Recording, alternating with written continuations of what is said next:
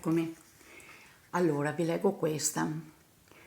Dovuto alla inesperienza e incomprensione di ogni parte del pianeta Terra, polvere disciolta, dentro una urna in cui si è visto l'incapacità di guidare e di dirigere verso l'umanità, posso, da docente universitario, dire la mia, come il tripudio a ovazione e